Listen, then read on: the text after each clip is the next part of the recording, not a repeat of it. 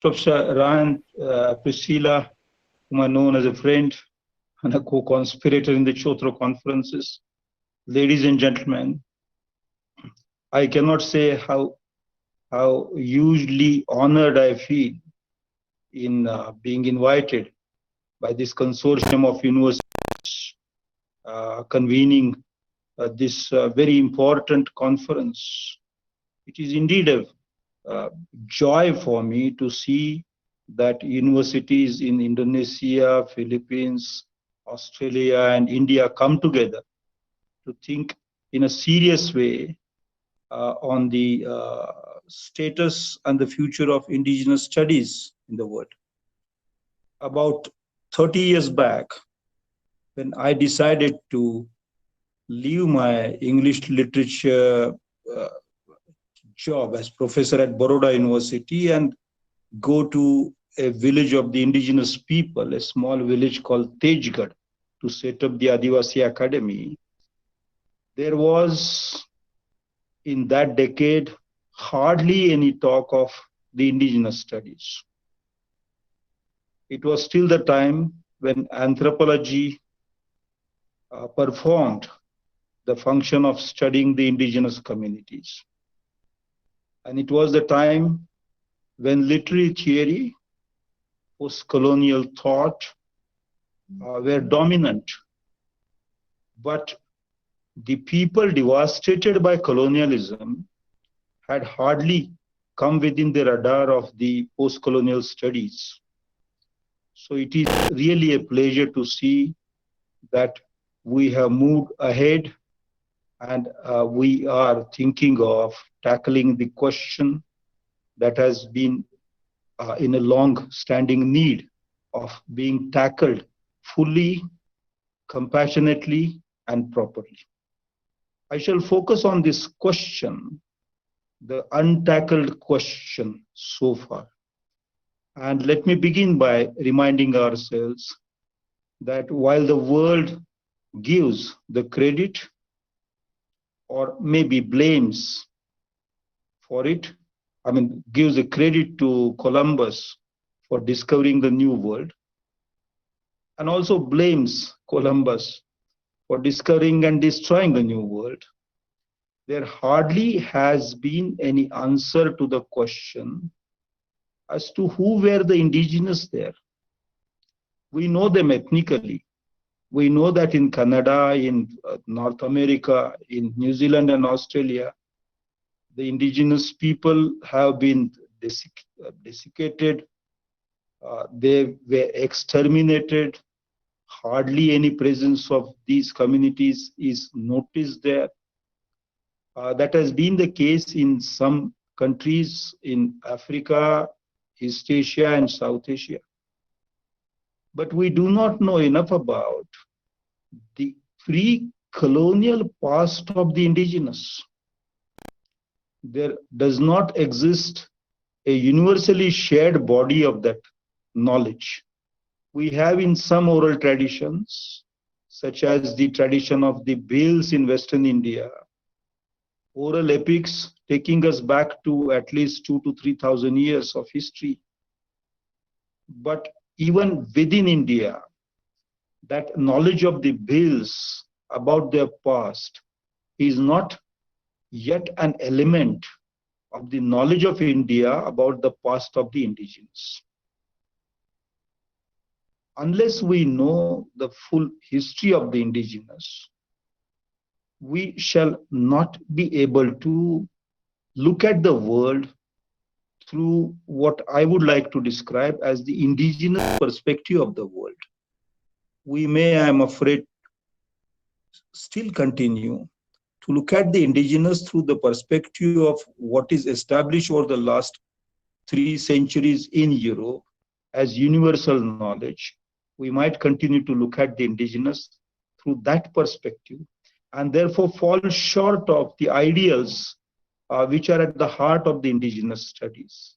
And these ideals are to conceptualize the cosmos, to understand and interpret the world through the eyes of the indigenous. When that is done, that shall be probably in the best form of indigenous studies. I bring to you some examples for you to reflect on the problematic that I am raising here. One of those is the example of nomadic communities within India. Today, these communities are known as denotified and nomadic communities, the DNTs for short. The term denotified, which is still not accepted in the Oxford English Dictionary, refers to a historical occurrence, and it is as follows. In 1871, the British colonial rulers in India brought in a legislation known as the Criminal Tribes of India Act, the CTA. After this act was brought in, the communities listed within that act were arrested within their territorial area, and territorial restrictions were imposed on them. Their movements were curbed, or in some cases they were physically picked up and brought into reformatory settlements, simply known as settlements, for engaging them in unpaid labor. The police officers in charge of those settlements, within their wisdom, decided that these people should not be allowed to procreate, and therefore certain rules forcing these imprisoned people to report to the nearest police station 4 times during every night were imposed on them. If they died, their names were registered in the official records. If they were born, their names were registered in the official records. But there is no official record of any wages paid to them for the hard labor they performed, for building the bridges and the roads and the dams that the colonial government built in India. The rest of the society started looking at these communities as criminal communities, and they got branded, stereotyped. Were they really criminal in habit? The answer is, in some cases, clearly no. In some cases, not known clearly. Let me mention at least one example of both these categories. Traditionally in India, making coins was a function assigned to the private domain and not performed by the kings and the queens in the yesteryears. The coin makers had their own protocol of maintaining a balance between the weight of the coins and the value of the coins. The British colonial rule decided to take the minting function over to themselves, and therefore those who were engaged in making coins were termed as counterfeiters. Their coins became non-coins, their coin making became a crime, and that particular community, known as Meena community, Meenas are excellent in craft related to metals. So the Meena community was listed in the at the top of the criminal tribes of India. So clearly a non-criminal community was included in this list of criminals.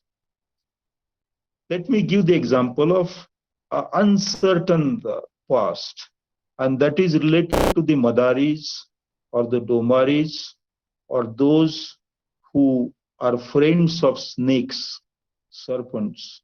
And these people used to move about in Indian cities and towns and villages, taking their snake friends, serpentine friends, from house to house, partly begging, and occasionally engaging in a crime as well.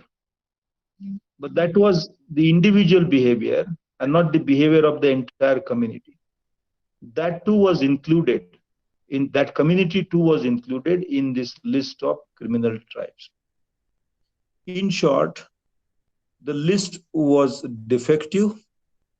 It was an act of social engineering.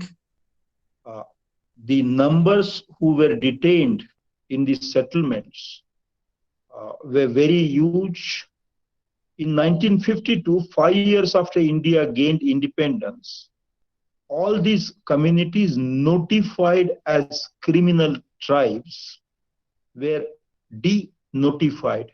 The notification was annulled, it was withdrawn, and therefore they came to be known as the de-notified communities. And since most of them were nomadic in habit, they also came to be known as the de-notified and nomadic communities of India. Today, their total numbers in India are estimated, though there is no clear census as yet. This estimate is based on the 1931 census and then once again on 1971 census. The numbers are estimated at 140 million. That's a huge number. That's a lot more than populations of many countries in the world. And these people are branded. The stereotype continues to live. They suffer from atrocities such as mob lynching and easy targeting, getting easily targeted by the police, getting into police custody and dying there unattended, facing the police atrocity as well. Legally, they're not fully protected as yet. But that's a question of a different order, and that will take us into the realm of the political. I'm raising here the question as to who had been, prior to the Criminal Tribes Act, who had been these people? Why did they engage in those professions, such as dancing, singing, traveling, taking on long distance transportation, soothsaying, distributing medicine, herbal medicine to communities, making coins, and so on? What has been their ancestry? What is the source of this population? Do they have any of their own past? Did they form any kingdoms in the past? What, if at all, we know anything? What was the nature of the community? What was their anthropology, sociology, politics, aesthetics, ethics? Practically nothing is known about these. Nothing is brought into the field of knowledge as it is practiced in Indian universities till today. I've been struggling for the rights of these people for the last 20 years. Finally, a national commission was appointed. A great Bangla writer, Mahashweta Devi, whose works all of you might have read, she joined in this struggle, and two of us finally managed to get a national commission appointed. That is done. What is not done is, in the field of knowledge or in fields of knowledges, these people are still absent. There is a huge gap there. I'll now move to the second example that I want to give. When I was studying Indian languages for documenting them for the Linguistic Survey of India, my team encountered 780 languages. Linguistics tells us that some of these belong to the Dravidic group of languages, some to the Indo-Aryan group of languages, some to Tibetan, Sino-Tibetan, some to Austric languages. Yet, there are unidentified languages. For instance, in Maharashtra, a state within India, there is this community, a very small community, spread over about 14 villages only. It is called Nehali. And the Nehali language does not fit into either the Dravidic mold or the Indo-Aryan mold, nor the Austric, nor the Sino-Tibetan mold. It is described by linguists all over the world as language isolate. You will be interested, particularly you will be interested to know that this is spoken by Adivasis, tribals, or the indigenous people. So it is a language of the indigenous, which does not belong to any known language family, and we know hardly anything about the past, either of the community or of that language. That question still eludes the great wisdom gathered by linguistics, sociology, and anthropology over the last 2 centuries. I am raising this question not only in the context of India, but also in the context of Africa. In Africa today, there's a very great and turbulent debate about indigeneity. For instance, how do you decide the indigeneity of people in South Africa? Is it just the question of the white and the non-white there, and the white being the colonizers and the non-white being the indigenous? Or are there other layers that were suppressed by the great Zulu kingdom there? That question has been troubling the African thinkers over the last 15 or 20 years. And the very term indigenous is now seen as a hugely contestable term in the context of Africa, particularly South Africa and West Africa. Let me also add to this repertoire the question of the people in South America.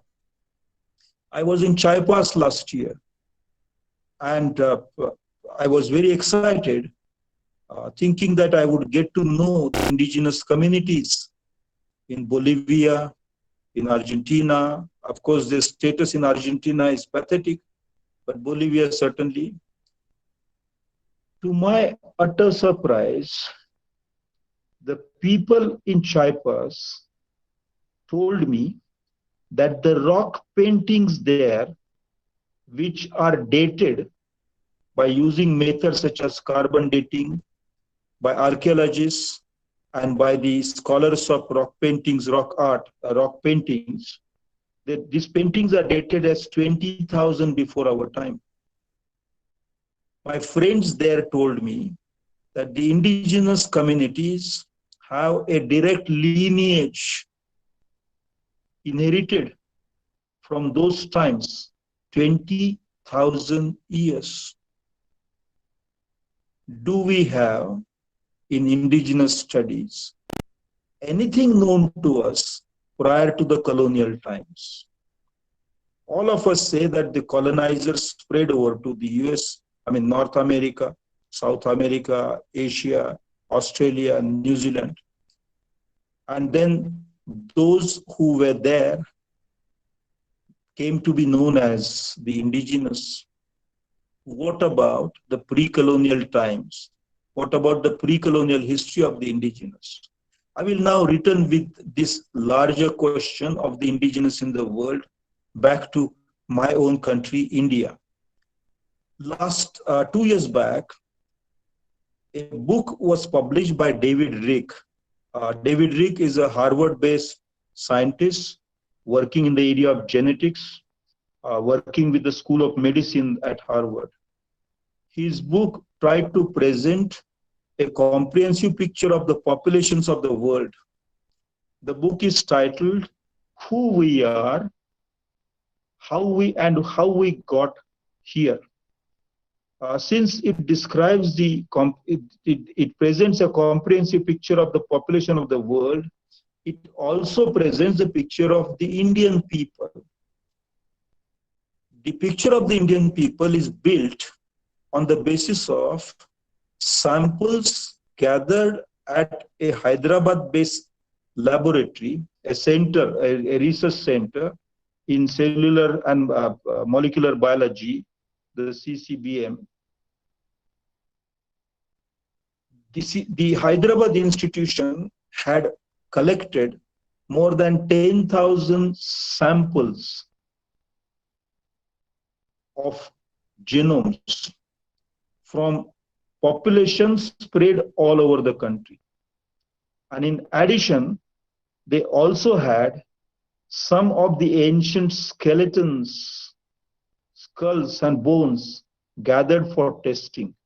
On the basis of these tests and a study spread over roughly 15 years, David Rick comes to the conclusion that the population that India today has existed originally in the Andamans and south part of the country 45,000 years before our time. It slowly moved northward. Roughly 10,000 years before our time, this population also started moving westward and went right up to what is today a Persian-speaking area. It went right up to Kandahar. This population apparently, though there is no conclusive proof about, evidence about this, this population apparently was the founding population for the Indus Valley civilization, which flourished 4,500 years before our time and perished at 3,900 years before our time. Later, another population moved into India, and the story, the history of India changed.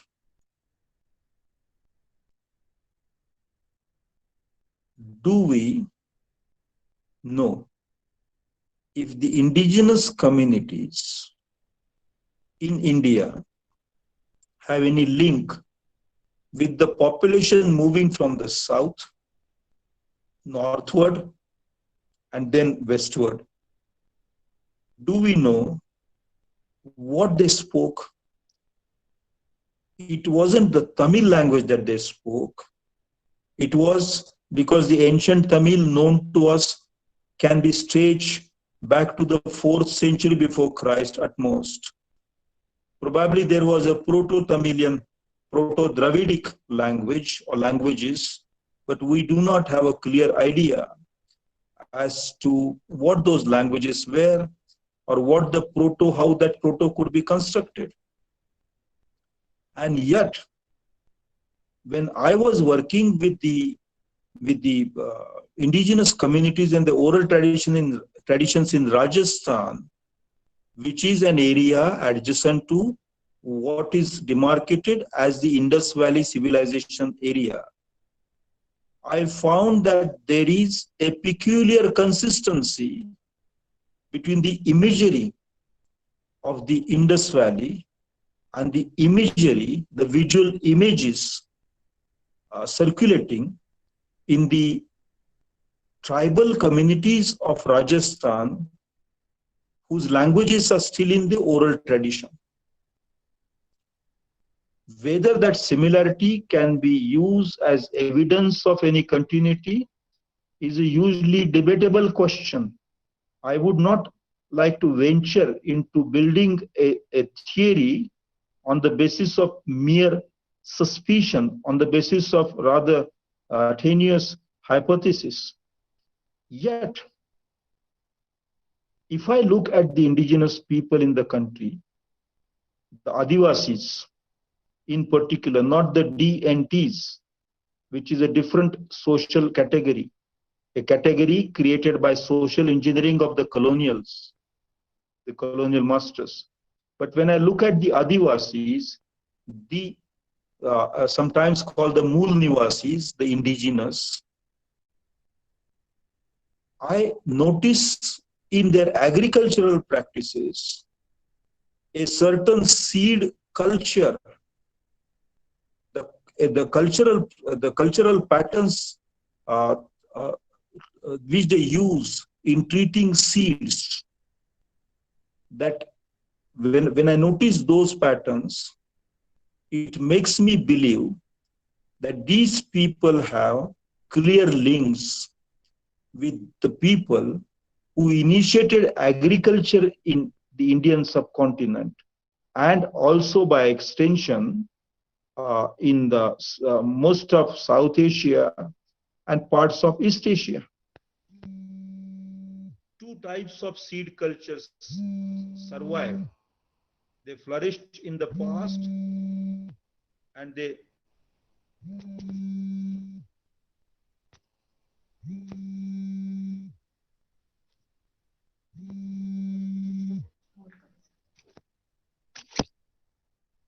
survived. One is the seed culture related to rice growing, paddy growing, and the other is the seed culture related to wheat cultivation. The two waves of agrarian revolutions settled in India roughly 9,000 years before our time, first, and then the second, roughly 7,000 to 6,000 years before our time.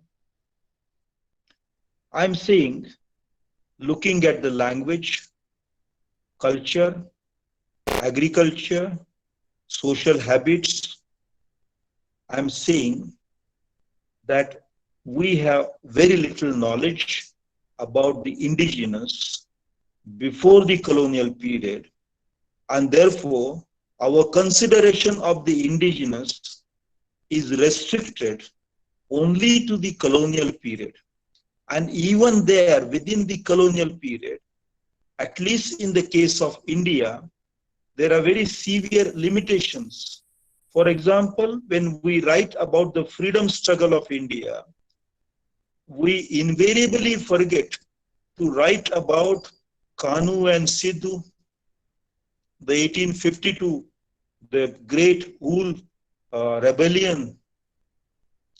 We write a lot about Birsa Munda, but do we write enough about Umaji Naik in Western India or Tantia Bhel in Central India? Were there not any indigenous heroes in the entire southern India? Was there not a single Toda in the Nilgiris, a person from the Toda community in the Nilgiris, who resisted the colonial regime and the imposition of the tea and coffee plantation there? To my mind, that sounds untenable, unrealistic, given the nature of humans, and particularly given the nature of the tribals there, who had been engaging in various forestry and agricultural practices for such a long time, as David Riggs' books tells us. Ladies and gentlemen, what I'm trying to raise here is a question of perspective. If we keep our perspective towards indigenous studies restricted merely to the colonial past, our discipline might continue to be seen as merely a subset of the post-colonial studies. I'm aware in the case of Canada, Australia, and New Zealand, the situation is of one kind. But in the case of Africa, Latin America, and South and East Asia, it is of another kind. And even in the case of Canada and Australia and New Zealand, we know that populations have existed there way before the colonials reached there. Once I was visiting Leiden in Holland, and I went into a museum, the ethnographic museum, to see what they had in store. And I was quite thrilled to see at the entrance of the Leiden Ethnographic Museum, the picture of an Australian rowing, a single Australian indigenous aborigine rowing in a very small boat, barely enough for about 4 or 5 to sit in, all the way through the oceans, 60,000 years ago. That picture was only symbolic and not factually and historically accurate. The symbolism pointed to the people described in human history as the out of Africa people. That picture was saying that the out of Africa Homo sapien spread out to Europe just as it spread out to Australia, and there is a common link. But the indigenous people prior to the colonial times are today present in the important social spaces, public art spaces in Canberra. Of course, a gallery was established, and the Prime Minister of Australia apologized to the indigenous in 2008 when the United Nations was floating the indigenous peoples treaty or resolution. World over, there was a greater compassion, greater sympathy, greater acceptance of the indigenous. That was a good move. I'm aware that the Australians today stand and say prayer or show respect to the indigenous of the land before commencing any public function, and that's a great civilizational grace. And I salute Australians who accept the historical fact. Yet, for how long shall we keep the indigenous studies confined to the post-colonial studies as its subset? Throughout the 20th century, the study of tribal communities, if I may use a term used by Levi-Strauss, the great structuralist, throughout the 20th century, the study of tribal communities was confined to anthropology. And today we know that there is a lot of skeleton in the cupboard of anthropology. That anthropology typified, stereotyped the people it studied. Anthropology looked at the people the discipline studied almost as a dead body. Of course, anthropology has moved ahead and is trying to look at itself.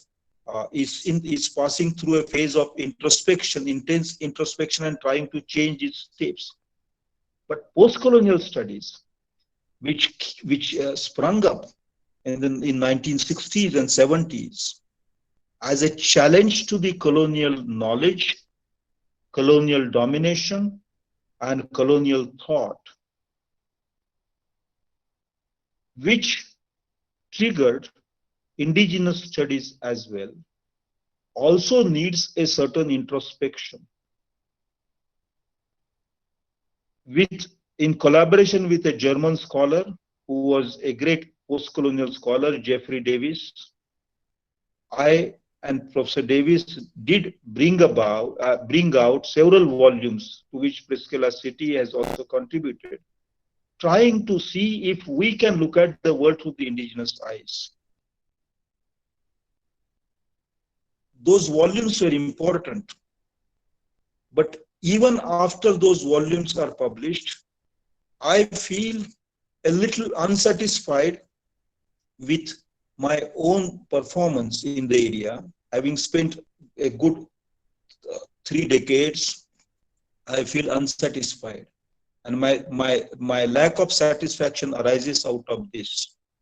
And that is, I put a lot of emotion in the question of the Adivasi. I wanted the world to look at them with sympathy, empathy. I wanted the world to accept them on equal terms. The law has done that. The Indian Constitution has done that. Scholars are doing that. But only when we tackle the great question of indigenous histories, we will be able to see the world as it is and fully through the eyes of the indigenous.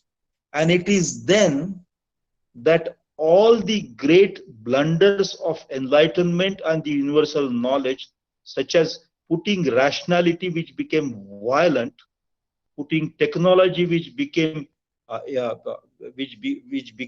aggressive, all those errors can be corrected for human civilizations in future. Ladies and gentlemen, I want to congratulate you for engaging in this field. It's an exciting field. It is a field only for the non-mediocres.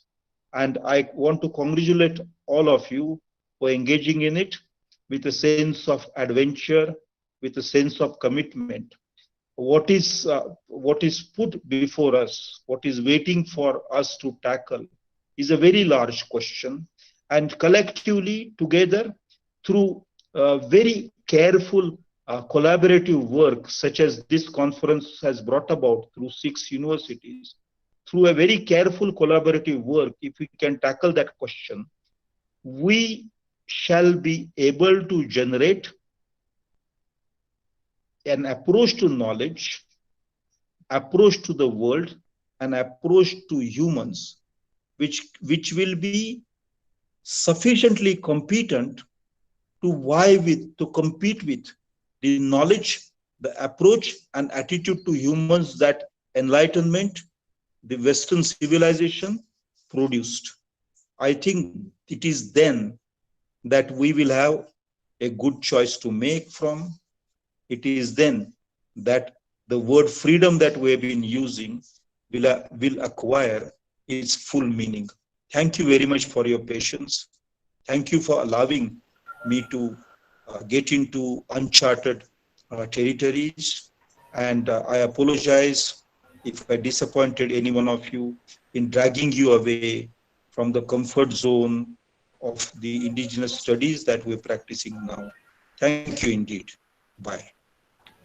Thank you so much, Professor, for an enlightening talk, and also for emphasizing the connection between indigenous studies and post-colonial critique, which is a very important one to consider as the field of indigenous studies grows. We do have a number of questions from audience members. I'll begin with Dr. Vijay Bhuvaneswari. And the question is, many academic discourse and deliberations on indigenous studies in the Indian context, including Dalit literature, occur. Does Dalit literature come under indigenous studies? Are only tribal writings considered indigenous? So thank you for the question, Doctor. Well, thank you very much for that question. I was thinking of bringing that into my lecture as well. The category Dalit emerges in the 60s and 70s post the Indian Constitution under the impact of Dr. Ambedkar's work. Dr. Ambedkar had spoken of annihilation of caste, and it is with reference to that the caste injustice caused emerging out of the caste discrimination forms the very core of Dalit literature, Dalit studies, Dalit resistance, Dalit movements. But if we go back to Dr. Ambedkar's work itself, we notice that he could complete some of his intellectual projects, and he could not complete all of them. For instance, the Annihilation of Caste is a 1936 essay which he was to present as a keynote address at a Lahore conference. That was published during his lifetime. But there is another book on which he worked, and that is called The Riddles in Hinduism. Let me say something about this book. The Annihilation of Caste was an essay in which Dr. Ambedkar traced back the Dalit question to Manusmriti, that is a text of 1st century before Christ. But in the Hindu riddle, the riddle of Hinduism, Dr. Ambedkar was trying to go 1,000 years prior to Manusmriti, and he went through all the texts produced, Buddhist and Hindu Vedic texts produced over those 1,000 years, and wrote that book. Of course, that book could not be published during his lifetime because he did not have enough money to publish the book at that time. It was published almost 26 years after his death. I am trying to say that Dr. Ambedkar wanted to understand if indeed the Dalitization, the caste creation, the injustice in the social hierarchy were also not similar in nature as to the social engineering related to the indigenous in the past. And if he had enough time and a longer life, probably he would have arrived at that conclusion.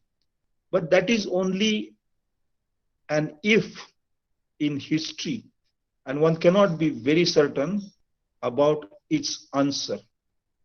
Dalit, that is the caste, the people, the communities who face injustice due to caste hierarchy are facing the same question as the indigenous, the Adivasis in India are facing.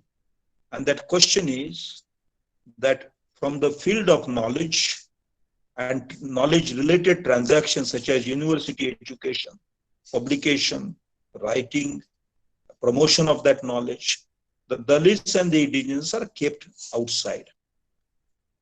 Let us also not think of this blanket category as Dalits and Adivasis as one category, because India has a tremendous diversity, and we will know that if we go to the northeast and look at people like the Garos and the Khasis or the Chakmas or the Mizos or the Manipuris and people in the central belt of India, there is a vast cultural, historical, linguistic difference, and difference also in the level of incomes, education, access to health, and so on. The Bodos, many of them are present in this conference, will immediately recognize that their situation is closely comparable to situation the Kutchis in Gujarat. The Kutchis are large in number, have their own language, but have not been given a linguistic state, and their language is still not included in the 8th schedule.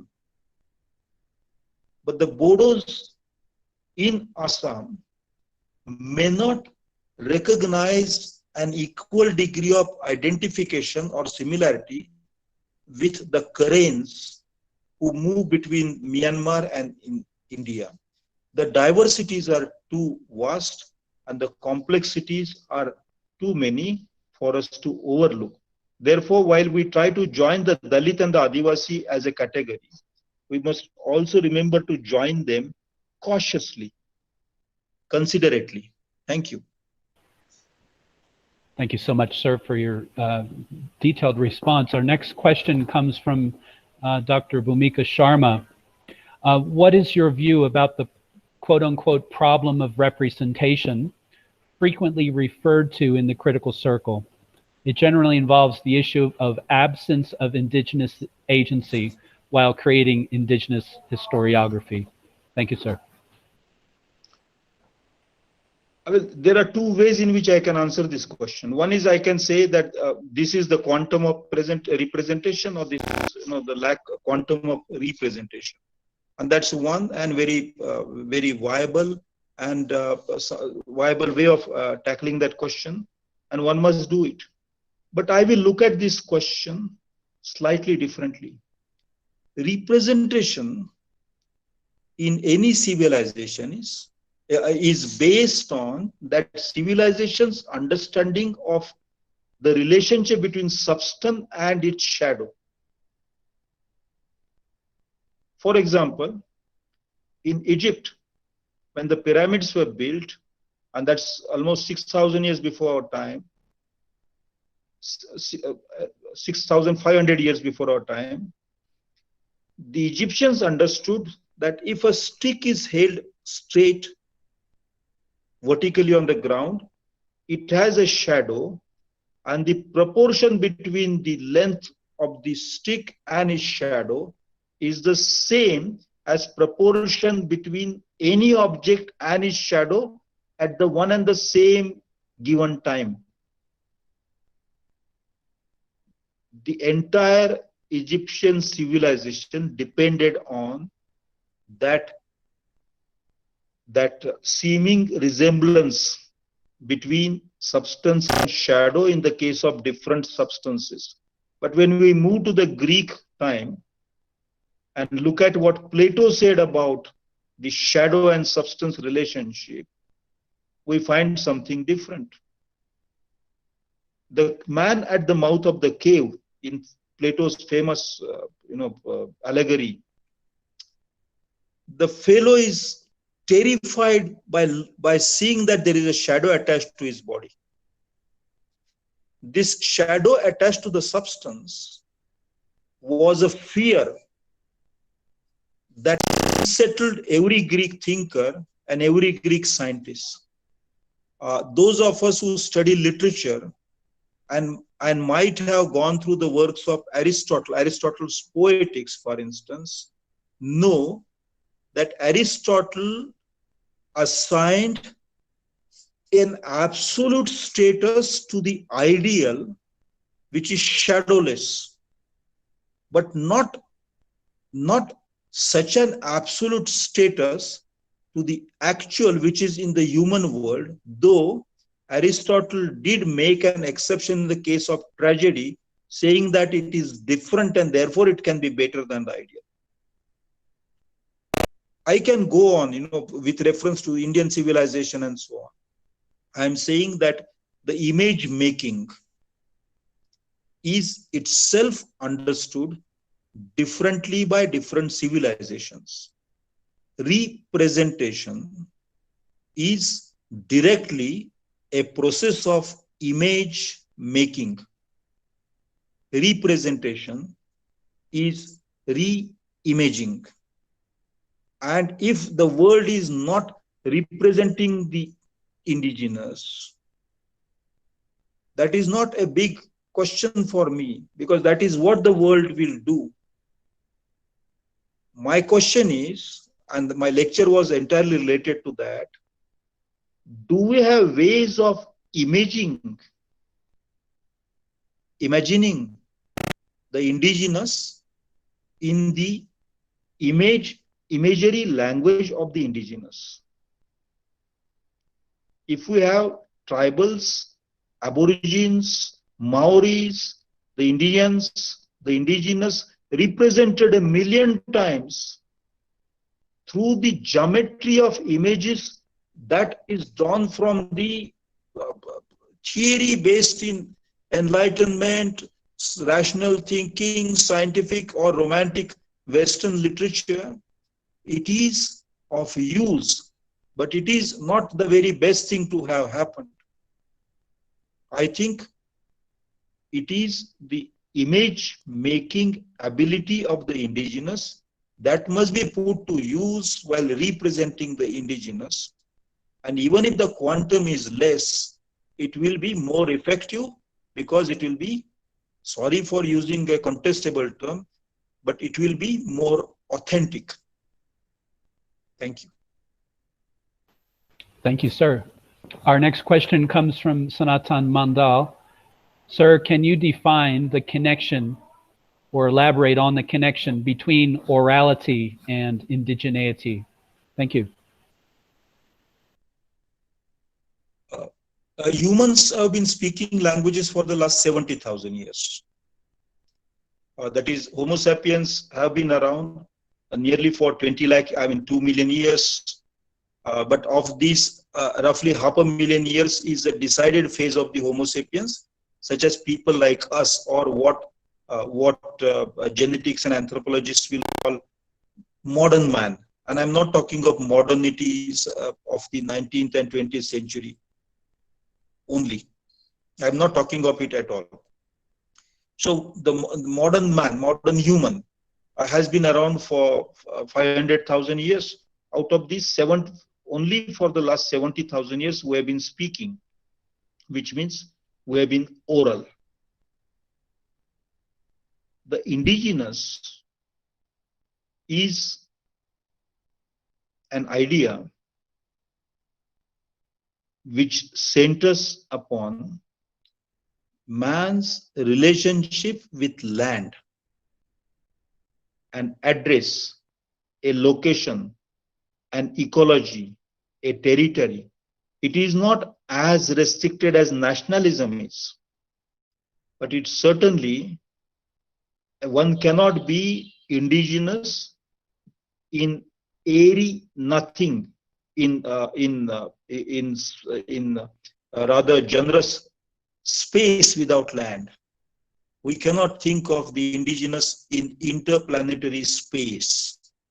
Land is a great definer of indigeneity. In fact, all indigenous invariably, at least the indigenous communities that I have known, believe that they belong to the earth. The earth does not belong to them. This belonging to the earth is a process that is known in history only for the last 12,000 years, that is after the end of the previous ice age. So orality is older than indigeneity. The two have come together because the indigenous were also oral in nature, because the indigenous did not get into writing, scripting the way the others got into scripting and writing. And scripting and writing have nothing to do with language. They are not language, they are only a pale reflection of language. Also, the origin of scripts all over the world is more in the history of arithmetic and occasionally in the history of geometry rather than in history of languages. And that is why many of your diagrams, characters that you use to represent vowel sounds are exactly identical as numbers in the Roman numbering system. I'm trying to say that orality is not an add-on for indigeneity, but indigeneity is an add-on for orality. Language orality precedes indigeneity. That is the correct historical sequence. Indigeneity strikes us first, strikes to the eye the first because of ethnicity, because of colors of skins and shapes of noses and so on. But orality is much older. I'm not saying it is more valuable. I'm simply saying historically the two are not, they did not emerge at the same time, and therefore they're bound to have differences. There is one more thing. Orality has control of the neuronic system of the entire wave of 85 billion neurons that human brain has in its Broca's lobe. Indigeneity as an identity does not play the same role in the brain. It plays a role in the psyche, the unconscious of humans. So inside one's body also, their relationships to the body are differently located in purely scientific terms. Thank you. Thank you, sir. We have a question from Dr. Frank Joyson, the president of Lavender Literary Club, the organizer of this conference. It does relate to the previous question. And the question is, in India, we mostly consider Dalits and tribals as indigenous. My question is whether we can consider BC caste people of India as indigenous. Thank you, sir. It's an excellent question because I think it has no answer. No known answer to that question can be given, given the history of India. One may, and very often when I am in my activism, when I have political considerations before me, social considerations before me, I often make an appeal to all the Dalits and the indigenous Adivasis to come together, and they respond to that appeal. But this question is too complicated because the nature of social engineering has been different. The Dalits have been oppressed by use of knowledge and language, by use of ideas of pollution, whereas the indigenous, the Dalits were seen as by Brahmins, the Sanskrit knowledge system looked at some as polluting that knowledge system, whereas with the Adivasis, that was not the relationship. The relationship was in terms of production and supply and land relationship. And the forests were literally passed on to the people now called tribals, and they became a part of the supply chain for herbs and things like that, honey and glue and so on, and completely kept out of this fold of Hinduism. Dalits are claimed by Hindus as Hindus. Now, today the Hindutva, violent Hindutva brigade is also competing with itself to claim tribals as Hindus. But the tribals have remained, the Adivasis have remained outside the Hindu fold for centuries and have been worshipping other gods, and they have other cosmologies, and they have other myths. And therefore, while politically it is convenient and necessary for us to bring the Adivasi and the scheduled caste, the Dalits, together, I think in the process, we may open up the door for the Hindutva people to claim that even the Adivasis are Hindus, and then aid the process of destruction of these communities further. Something very useful is useful for a specific purpose, but as a theoretical premise, it should be used in a very guarded way. That is my humble suggestion. Thank you. Thank you, sir, for your answer. Our next question comes from Bhuvana Vijay. Sir, what would be your advice for upcoming researchers who wish to do research on Indigenous studies? Thank you. Thank you. Quite frankly, I do not like to advise because I think one must find one's own way.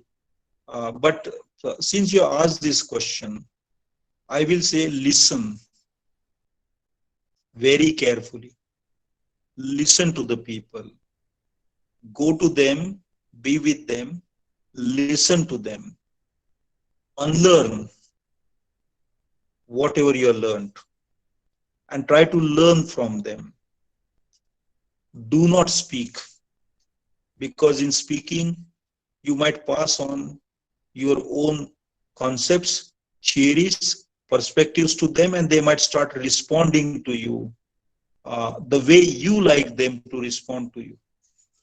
Observe very carefully and do feel the pain in the life of the Adivasis as you feel the pain in your own life and body. And I think once one can unburden oneself of all the learning that one has, a great amount of Adivasi knowledge falls in your lap unasked for. It's a great gift. Exactly, we should do what we do when we go to a library. If one does go to a library anymore, we should do going to the Adivasis. Be humble, great humility, willingness to sit at their feet, not physically, but intellectually, respect their views, but never poeticize all of that too much, because ultimately it will be your research.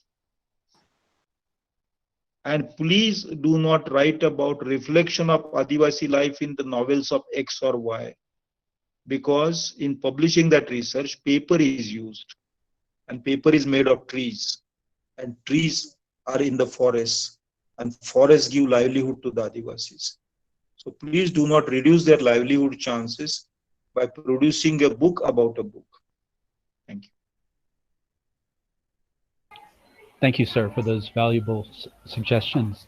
Our next question is, we have indigenous studies, subaltern studies for the empowerment of Adivasis, but they don't get the actual benefits of these studies. By the coming of feminism, women came forward. They got jobs, and now they are more empowered. But such a change cannot be seen in Adivasis still now. What is your opinion, sir? Thank you. Well, to expect knowledge to produce action is not a realistic expectation. But knowledge can produce leadership. For instance, someone like Abhay Kaka, who died unfortunately recently, I remember him as a young man trying to acquire a degree, 2 degrees, going abroad, studying there. But he became a great leader of the indigenous at a very young age. Birsa Munda did have the benefit of school and knowledge of the modern world, and that produced leadership. I think knowledge by itself will not produce action, but knowledge will produce human beings, some of whom may have leadership qualities, and those qualities will translate the knowledge acquired into action for the benefit of people. I mean, think of 2 great individuals in Indian history. One is Mohandas Karamchand Gandhi, the Mahatma. He did study law in Britain and came back. He did go to South Africa and looked at the people there, learned something there, learned about many religions, came back to India. And it is through his person that we had the benefit of modern ideas in action. And it's the same case with Dr. Ambedkar, who did go to California. He went to London. He got degrees. Columbia, not California, Columbia, London. He had his degrees. He came back, and his action was not related to the knowledge that he had gained, but his knowledge could be related to the action he took in Indian society. So there is no direct link between action and knowledge, but there certainly is an inevitable link between knowledge and action as translated through personalities. If we did not have a clash between Thomas Becket and Henry VIII, Protestant Christianity would not have would not have emerged in England. England would have continued as a Catholic country. The question of knowledge there is very important because knowledge was there in Thomas Becket. He brought a French tradition into English thought. And Henry VIII, as depicted in history and theater and literature, did not have the same. I think it is through the clash of the knowledges in their action that England changed. So knowledges clash through action, but knowledge is not directly translated into action in any single instance in known history of humans. Technology, of course, technology can translate into production directly, but knowledge translating into action is not a known phenomenon in human history.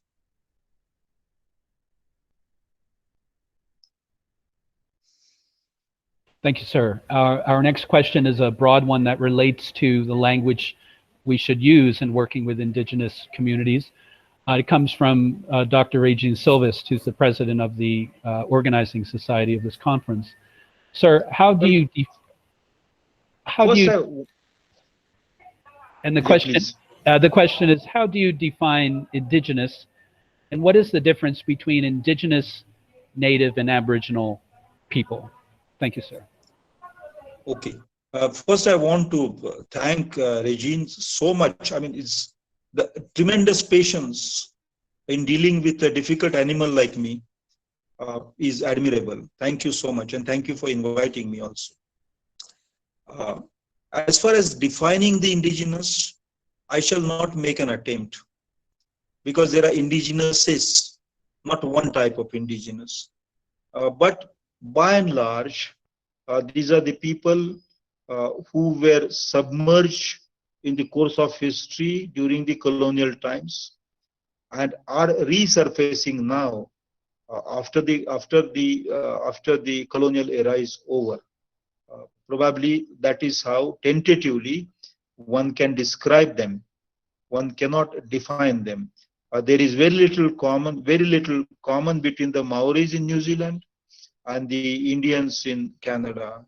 There's very little, as I said earlier, the Mizos in Mizoram and the Todas in Nilgiris, or very little common between people in the northern part of Thailand living in the hills and the western parts of the Himalayas living in Himachal Pradesh, in Lahaul Spiti area. No single definition will work in this case. But this is a category, a kind of a nebulous category, which appears to be a result of the colonial history and also appears to be a result of our non-knowledge about them. Just as we know a lot about the sun, but we do not know about every nebula which is close to the sun. We sometimes name such nebulas with certain numbers, abstract numbers, but we do not know enough about how the particles in the nebulas work, despite being so close to the sun and so on. Similarly, the indigenous are the people who get defined in a strange, sad, ironic way by our non-knowledge about them. These are people about whom the world does not know well enough. That would be a good working definition of the indigenous. We still have to know a lot more about them. I think that is how I will define the indigenous. And as far as how to know them, I will simply say know them with your eyes rather than with your ears. And in saying that, I am saying that the entire history of analytical, linguistic based knowledge and a complex of concepts should be set aside, and one should engage with the world of image making ability of the indigenous, because the eyes pick up the world, the cosmos through images. The ear picks up the world through language and language-based knowledge. So let us relate to the indigenous through eyes and not through ears.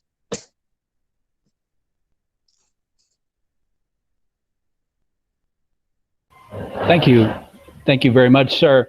Our next question comes from Ampu Tarangpi, and it does relate to oral tradition once again. Sir, some of the academy, university don't allow students and staff to do research on oral traditions, and they say there are no written documents. In that case, how can academic researchers make a case for the study of oral traditions? Thank you, sir. I think this question is for Priscilla Sethi because it relates more closely to the lecture she gave. And I would also like to hear her more. I've been talking too much. Please, Priscilla. Priscilla, are you still online?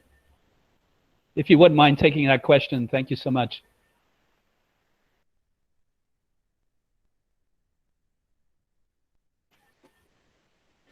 I'm sorry, Priscilla, if you could just unmute your, yeah, thank you.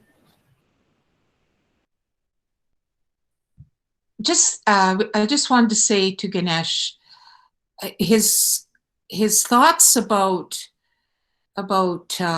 all of these issues are just really at the heart of what we are grappling with in the academy, and making the big travel from the community to the academy and not selling ourselves short. And one of the most recent issues is orality, because it's not been that many years that our people have had a written language.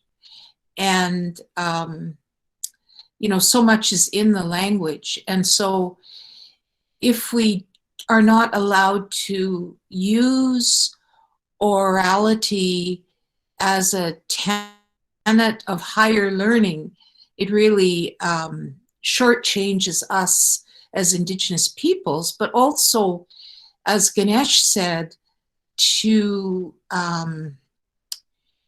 shortchange the non-knowers of the complexities of the linguistic, of the oral traditions, the histories, the amazing values that come through in the oral method, the methodology. So it's something that we have fought for. Even learning methodologies such as storytelling are really important contributions to higher learning, or they should be, but they're not necessarily. And so to carve out a space in higher learning, which is really colonial structures, we've only been at it in Canada for maybe 40, 50 years. And we're not permitted to join the academy beyond religion or education, because I think the system felt that if Indigenous people were given a chance to study the sciences and the areas that take up a lot of space and power in society, then that could be dangerous. That could be dangerous for us to be trained in that. So it's something that's growing, and I think it does continue to grow as we continue to grow in numbers in the academy. And, in a place like British Columbia, where there are some 70 languages unrelated, they have, it's called the Amazon of the North, because of the rich range of biodiversity, plant, animal life, and hence Indigenous languages. And to hear Ganesh talk about the languages in India are quite similar, but probably even more complex, larger. So orality definitely needs to be honored within higher learning. And it's up to the young scholars who are around this table that need to be discussing that with their elders and with their communities, and really enrich the academy, because that'll be a gain for everybody. Before the world's languages become even more moribund, but dying. Thank you. Thank you so much, Professor Sethi. Our